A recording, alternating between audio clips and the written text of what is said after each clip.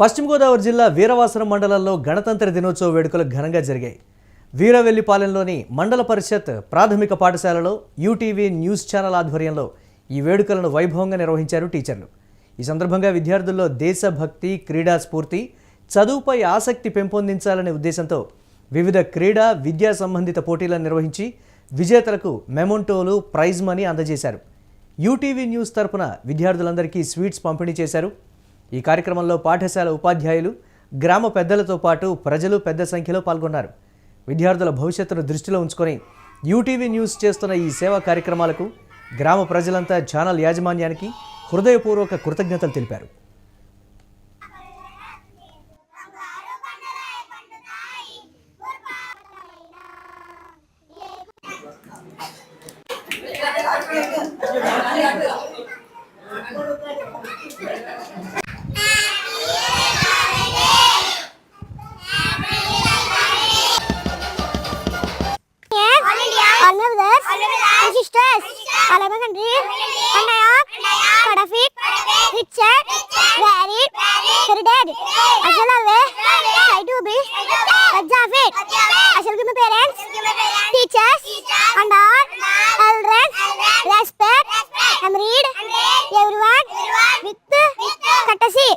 I shall be kind to animals, to my country, all my people.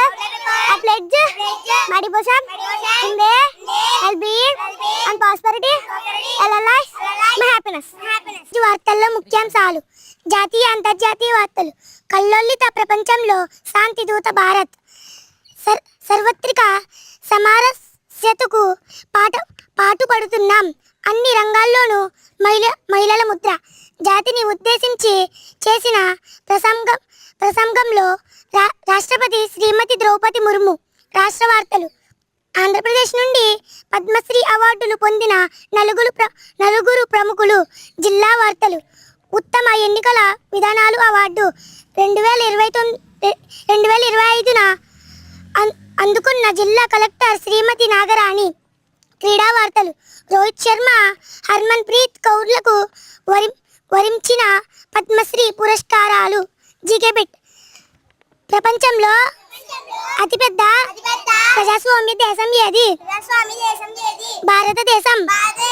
Which is the largest democratic country in the world? India.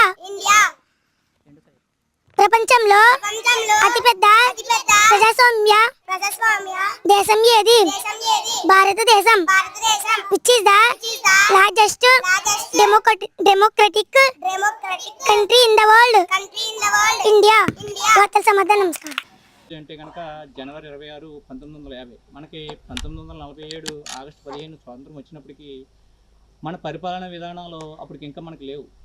అంటే British వాళ్ళు పెట్టిన ఆ పాలనా విధానాన్నే మనం ఒక 3 సంవత్సరాలు సుమారు దాన్నే మనం కొనసాగించాం.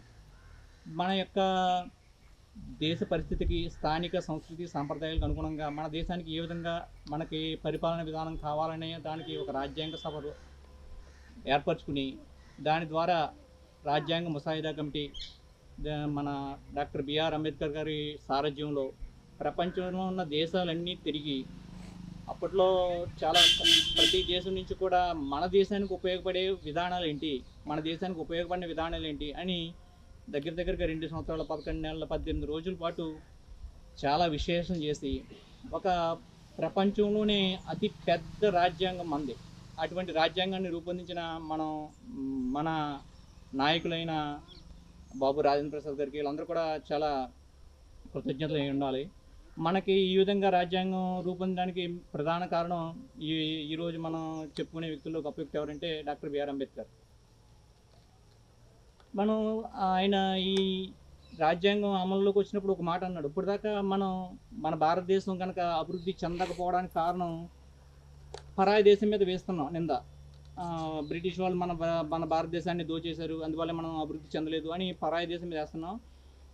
ఇక్కడి నుంచి మన రాజ్యాంగం అమల్లోకి వచ్చిన కాడి నుంచి మనం అభివృద్ధి చెందకపోవడానికి కారణం ఖచ్చితంగా మనమే అవుతాం. ఎందుకంటే ఇది ఒక ప్రజాస్వామ్య దేశం కింద మారుతుంది. ఇక్కడ ప్రజలే ప్రభువులు. ప్రజలే తమ ఓటు హక్కు ద్వారా తమ పాలకులను ఎన్నుకుంటారు. కాబట్టి ఇక్కడ మనల్ని ఎవరిని విమర్శించడానికి మనం సరిపోము. మన అభివృద్ధికి మన చేతిలో ఉన్న ఓటే ఆయుధం అవుతుంది. కాబట్టి ఈ ఓటుని సక్రమంగా వినియోగించుకుంటే మన భారతదేశం త్వరగా అభివృద్ధి చెందుతుంది అని అప్పట్లో ఆయన చెప్పారు. అది చాలా మంచి విషయం కూడా. అలాగే మన భారతదేశం అప్పటి నుంచి కూడా దినదినాభివృద్ధి చెందుతుంది. ఇవాళ ప్రపంచంలోనే 4వ అతిపెద్ద ఆర్థిక వ్యవస్థ కిందగా కూడా ఒక సంవత్సరం క్రితం మన భారతదేశం ఒక గుర్తింపు పొందింది. ఇది చాలా మంచి విషయమే. కానీ ఇందులో ఏమవుతుందంటే ఆర్థిక వ్యవస్థ పెరగడానికి మన యొక్క పేదరికం తగ్గడానికి కొంత వేరియేషన్ ఉంటుంది. ఇక్కడ కొంతమంది వ్యక్తుల యొక్క సంపద పెరిగిన ఆర్థిక వ్యవస్థ పెరిగిపోతుంది.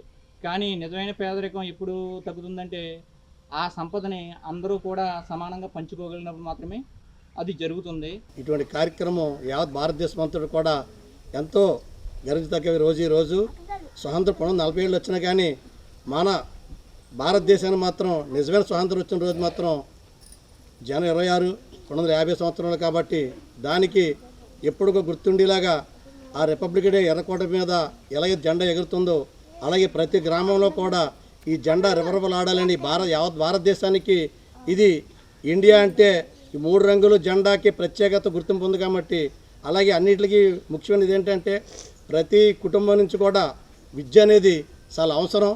విద్యతోటే ఏదైనా ఆ కుటుంబం ముందుకెళ్తుంది. కాబట్టి విద్యకు మాత్రం ప్రతి ఒక్కరు కూడా మరి చాలా ప్రాధాన్యత ఇవ్వాలని కోరుకుంటూ అలాగే పరిశుభ్రాలు జాగ్రత్తగా ఉండాలి.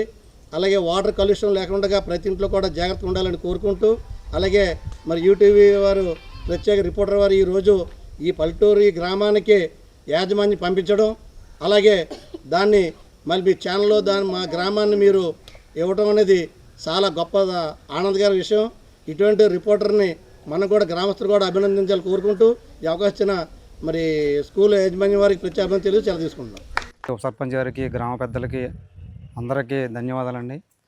అలాగే మనం 1947 ఆగస్టు 15 మనకి స్వతంత్రం ఉనికి రాలేదు. చాలామంది దేశ నాయకులు వాళ్ళ కష్టార్జితాన్ని మనకు స్వతంత్రాన్ని తెచ్చిపెట్టారు. అది తెచ్చిపెట్టిన వాళ్ళ అమలు చేసిన బ్రిటిష్ వాళ్ళు 1935వ సంవత్సరంలో అమలు చేసిన రాజ్యాంగమే నడిచేది. మనకి జనవరి 26 1947 రోజున రాజ్యాంగం అమల్లోకి వచ్చింది. దాన్ని ఆమోదించారు. 1950న దాన్ని అమలు చేశారు డాక్టర్ బిఆర్ అంబేద్కర్ గారు. అంబేద్కర్ రాజ్యాంగం ఏదో ఆడతా పడతా మనకి ఏదో కూర్చుని రాస్తే రాలేదండి. చాలా కష్టపడ్డారు. వారు 2 సంవత్సరాల 11 నెలల 18 రోజులు పట్టిందండి ఆయనకి రాయత్తకి. అలాగే చాలామంది నాయకులు కూడా వాళ్ళకి సపోర్ట్ చేశారు. మనం ముందుగా చెప్పుకోవాల్సింది ఏంటంటే మన దేశ భవిష్యత్తు గురించి. మనకి రాజ్యాంగం బ్రిటిష్ వాళ్ళ పాలనలో ఉక్కిరి బిక్కిరి అయిపోయారు. మన ప్రజలు ఏం చేయాలో ఏంటో ఆలోచించుకునే స్థితిలోని మన రాజ్యాంగం తెచ్చారు. మనకు రాజ్యాంగానికి స్వతంత్రానికి గణతంత్ర దినోత్సవానికి తేడా ఏంటంటే స్వతంత్రం వచ్చినా సరే మన రాజ్యాంగ హక్కులు మన దేశాన్ని ఎలా పాలించాలి ఎలా పరిపాలించాలి అన్న దాని గురించి మనం స్వేచ్ఛగా బతకాలని చెప్పి 1950లో జనవరి 26న మనకి రాజ్యాంగం వచ్చింది. అలాగే అంబేద్కర్ దీని మీద ఒక కమిటీ వేశారు, ముసాయిదా కమిటీ అని. ఆ కమిటీకి అధ్యక్షులు డాక్టర్ బిఆర్ అంబేద్కర్ గారు. మన స్కూల్ పిల్లల గురించి మాట్లాడుకోవాలంటే దేశంలోని పిల్లలు అబ్దుల్ కలాం గారి దగ్గరికి వెళ్ళి ఒక మాట అన్నారంటండి, మేము దేశం కోసం ఏదైనా సమాజ సేవ చేద్దాము అని చెప్పంటే అబ్దుల్ కలాం గారు అన్నారంటండి, మీరు చదువుకుని మీ తల్లిదండ్రులకి మీ గ్రామానికి మీ దేశానికి బాగా చదువుకుని బాగా అభివృద్ధిలోకి వస్తే అదే సమాజ సేవ మీకు అని చెప్పి అబ్దుల్ కలాం గారు అలాగన్నారు. అలాగే ఈ అవకాశం ఇచ్చిన ప్రధాన ఉపాధ్యాయులకి యూటీవీ మన యాజమాన్యానికి అందరికీ నమస్కారం అండి.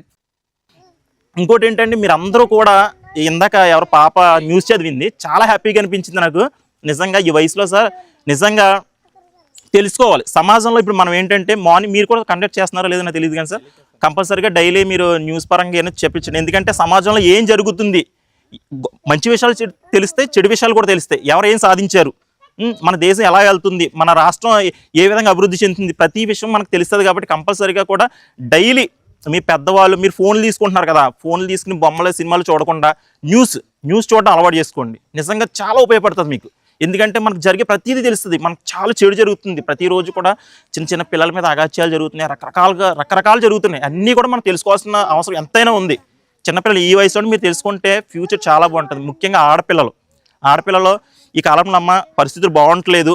ఎవరో కూడా ప్రతి ఒక్కరూ చిన్న లేదు మన పెద్ద లేదు, ప్రతి ఒక్కరు కూడా చాలా జాగ్రత్తగా ఉంటారు. మగపిల్లలు కూడా చాలా జాగ్రత్తగా ఉండాలి. మనం ఈ వయసు నుండే అన్ని జాగ్రత్తలు పాటిస్తే భవిష్యత్తు చాలా బాగుంటుంది మనకి నిజంగా.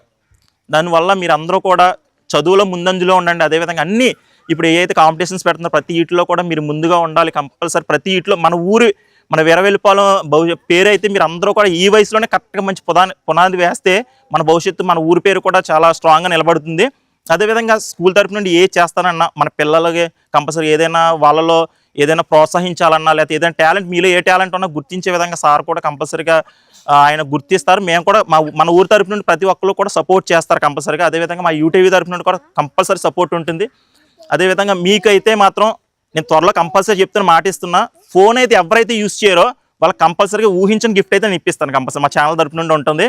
ఈ రోజు నుండి చూసుకొని గుర్తుపెట్టుకొని ప్రతి ఒక్కరు కూడా ఫోన్ అయితే ఎవరు యూజ్ చేయరో వాళ్ళకి మేము గిఫ్ట్లు ఇస్తాం. అర్థమవుతుందా? ఓకే.